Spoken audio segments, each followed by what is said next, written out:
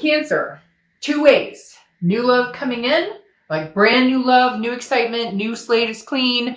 Not thinking about the past, not past induced love. This is meeting new people, possibly, the butterfly effect feeling.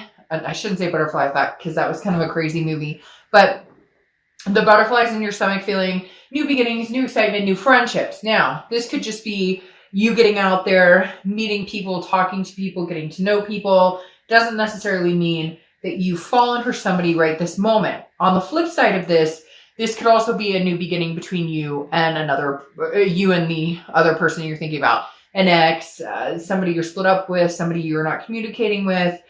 Could be a few different people. So the Ace of Cups, though, is very, it's like running through the fields of dandelions kind of energy, because it's just a newness. It's like the bird is sitting here going, you can feel this overwhelming sense of happiness, glowing, whether it's new, whether it's, past energy. All in all, I almost feel like it's just Cancers coming into December with that mentality of bring it on. Whatever it is, good or bad, indifferent, I'm going to find the happiness in it. I'm going to find the blessing in it regardless.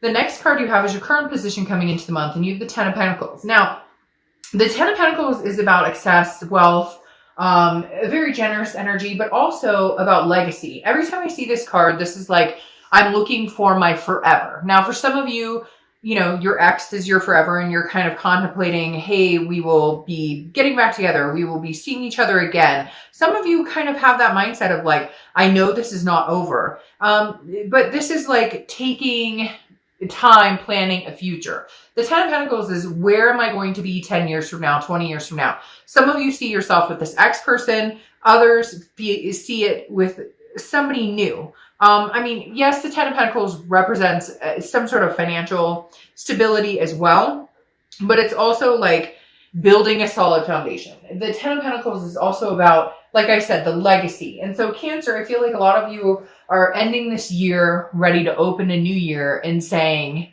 hey, okay, there's a solid foundation I know what I'm looking for.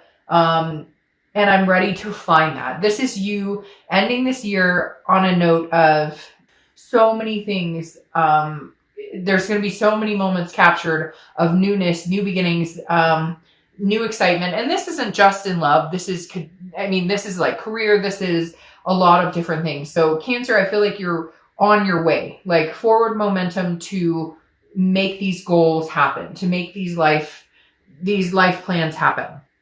The next card you have is the Hierophant, which is Taurus's card. So you could be dealing with a Taurus or have Taurus placement in your chart. The Hierophant is letting the universe guide.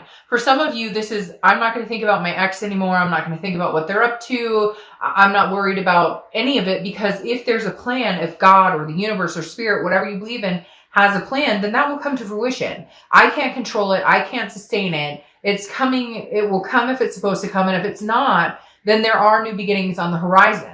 It's very similar energy to a few other reads this month, where you're just kind of over the hump of worrying about the what if, the shoulda, coulda, woulda, all of the above. The Hierophant is saying, no, this is much bigger than me, and I understand this. This is the universe having my back. I always see this card as like the universe having my back type scenario, because this is self-improving and furthering yourself, whether it's, education, whether it's job-wise, whether it's just exercise, change, lifestyle changes, but still growing and developing and understanding that, becoming the best person you can be. So when the time is right and the time approaches itself, the universe hands you something that you can handle, or even if you can't handle it, you will figure it out. I hope that's not too confusing, but basically, if you're supposed to be with this person and there's a lot of work that it's going to take to be with this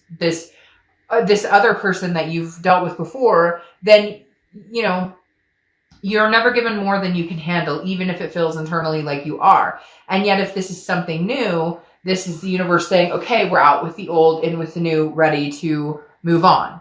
The next card you have is your distant past. So over the past 5-10 years, could be throughout your childhood. Now, this is strikingly telling me that the universe is saying, be careful, because the Five of Swords is a fear of victory. It's a defeat. It's a dishonor. You've been through that with somebody significant. Now, maybe this ex, it may be past exes. There's two things coming in very clear. A, you can't blame this person, whoever it is you're dealing with now, new or old. You can't blame them for past situations or hold a grudge, or, you know, if you have abandonment issues or somebody lied and cheated before, then you can't take that out on every relationship, or you're going to end up in the same scenario.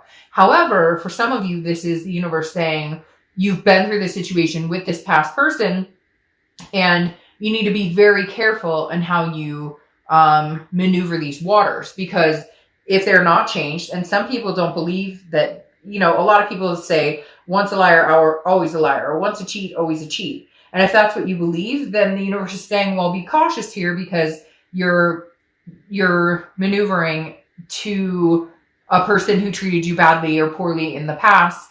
However, you've taken them back, and maybe numerous times, and you're going to, and I use this a lot. This month has been a lot of blessings, a lot about blessings with every read, and also about that, you know, first time shame on me, first time shame on you, second time shame on me. So the universe is like, be careful of these repetitive patterns. If this a leopard doesn't change his spots. So either you can see that they can sustain and change, and it can be this new beginning, and it can be that passion again, and they can show you a different side of themselves. Again, action speaking louder than words, then great. And if not, then let's not repeat ourselves. Let's move on to something that's a little bit better for us. The next card you have is your immediate past, over the past few weeks, past month or two, and you have the Wheel of Fortune. The Wheel of Fortune is unplanned changes. This is divine timing. This is the universe. Whoa. Sorry, I've been having a lot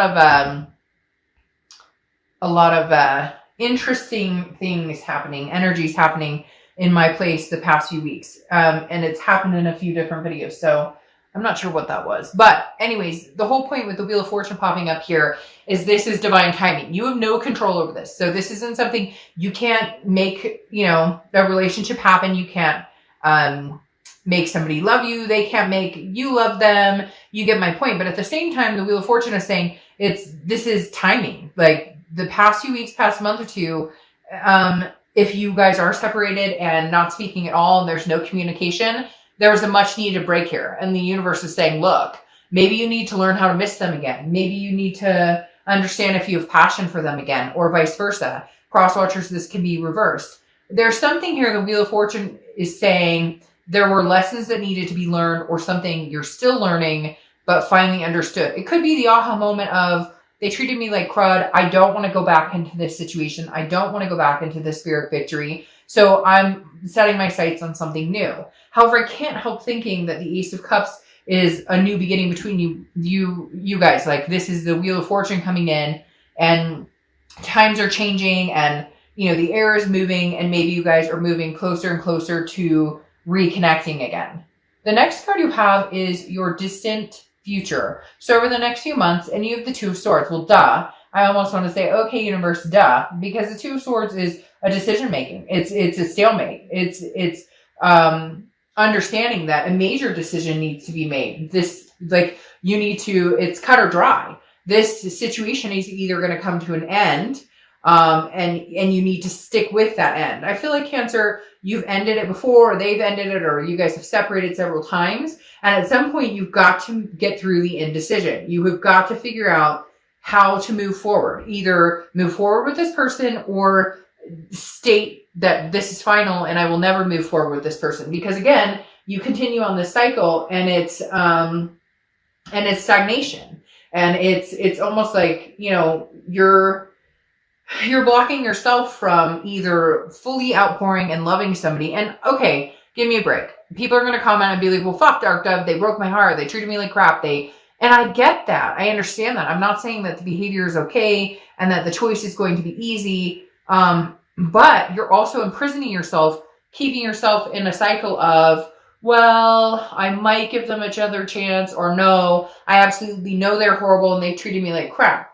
This is just basically saying, time is going to pass you by. So you either need to say, okay, I accept what happened. I accept the fact that it went to crap. I accept their behavior and understand that it's not okay and I will never tolerate it again, and give it another chance and let your guard down. Or say, no, I will never accept that behavior again. I don't think that they could ever change. I don't think this is good for me, and move on. The universe is saying, though, in the next month or two, you're really not going to have a choice. You're going to need to make the decision. I feel like whoever you're dealing with, Cancer, may not be speaking to you. There may be no communication, but they're still in their head assuming that this is going to happen, or assuming that if they give you enough time, or if they're patient enough and they just kind of stay away from you for a while, you'll miss them enough to take them back.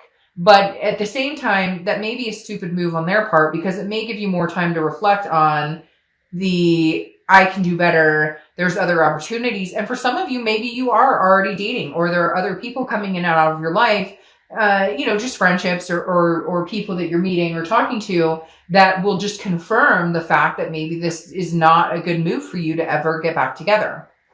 The next card you have is your immediate future. So over the next few weeks. Now, you have the Sun card. The Sun card is solutions. Okay, it's clear-sightedness. The fog is lifted. If you are going to get back together with this person, I think you're going to know exactly what it is you're going to see or need or want or feel to find a solution to this. Now, it has to be a compromise. It can't just be my way or the highway, even if they behaved in a certain way. Look, if somebody cheated and you take them back, eventually you have to let that go if you want this to really work. Now, people, again, are going to come in and be like, once a cheat, always a cheat. Don't trust them, etc. I told a story a while back about a friend of mine, very good friend of mine, of years and years and years, who was cheated on. They stayed together. It was horribly hard for a few years, and now they're doing really well, have another child, etc. But the whole point is, if you're going to accept the faults and you're going to say, okay, I want to give this a go, then you really need to give it a go and drop the history of it. It doesn't even have to be cheating. It could be, non-committal or, habitual stuff, addiction, whatever it is. You're either in it or you're not. And I think that's Cancer. By the end of this year, you're going to be like, okay, yes, I'm in this full force and I see the solutions clearly, or you're out of it and you go, okay, the only solution is to cut this completely off. Again, I feel like you're going to be forced to make some sort of decision, or the universe may just make it for you. They'll find somebody else, or you'll find somebody else, and it just gets kind of, you guys part and go your separate ways. The next card you have is anything tangible that's going to happen throughout the month. Could be the beginning, middle, end. Could last for a day, a week. You have the Page of Pentacles. Now, the Page of Pentacles is wanting to work on something, but being very realistic and very pragmatic, okay? So aspiring for something. So I feel like you're still willing to,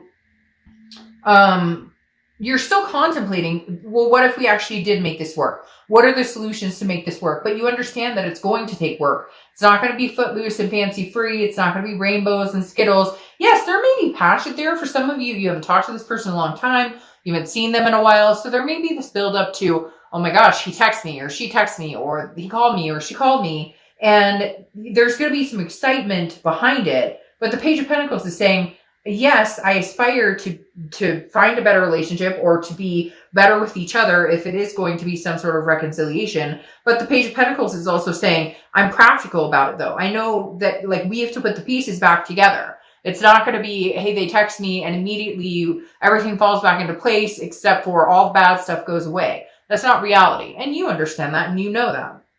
The next card you have is how you're feeling coming into the month. And you have the Four of Wands. So the Four of Wands is happiness. It's resting. It's a first completion. I feel like a lot of you are going to be contacted. There's going to be communication. And I feel like it might actually be heartfelt communication. They may actually show up and prove to you, or they may actually, actions speak louder than words type scenario. Now, this is what you're hoping for because this is how you're feeling internally. Now, some of you have had your guard up because of this defense and you've needed to. But it's really strange. I almost feel like maybe they've had some time to think and they're going, what the fuck have I done? This is horrendous. I need to get this person back, or I didn't know how good I had it. It's that old, cliche, you don't know what you've got until it's gone. Because internally, somebody is making you feel this way, or this is how you're feeling in general. You want the happy home, the happy life, the, whatever it is for you, kids, marriage, fur babies, a life partner, however you feel, this is like, you're ready to go get it. You want it. But I feel like it's something that you're almost hoping you could have with this past person if they could get their stuff together. Yeah.